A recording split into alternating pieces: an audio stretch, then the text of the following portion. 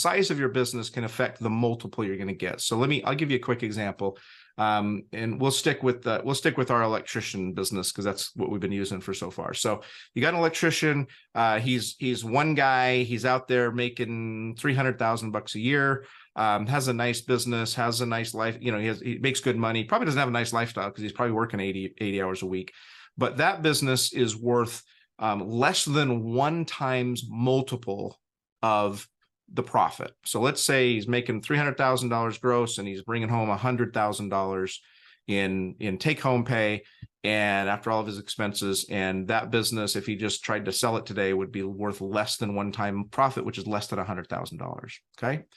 Now let's take that same business and he goes out and he hires some techs, or we're going to talk about this later. He acquires a couple of other businesses just like his, and he grows that business. And so now it's doing $2 million a year in gross revenues.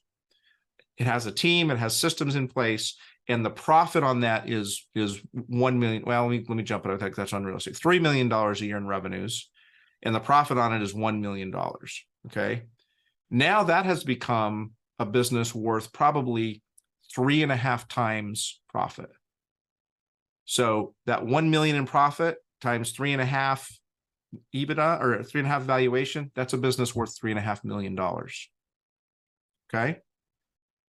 Now take that same business and grow it again to the next level, get it up to doing $15 million a year in revenue and $5 million in profit. Now you're going to catch the interest of what's called PE, or private equity. That level, they're looking to roll up and consolidate your business into, that's when the Taco Bells of the world start coming and looking for you, right? That business now could be worth 7 times profit.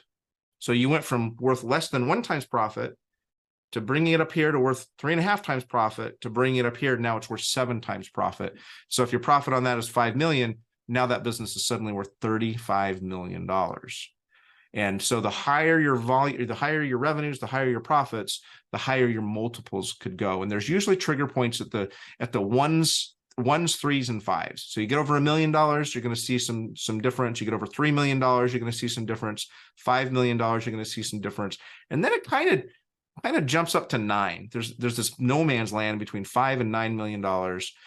You get it over 9 or 10, now you start to get into areas that are really exciting, and that business might be worth 10 times profit or even 12 times profit or more, depending on the industry.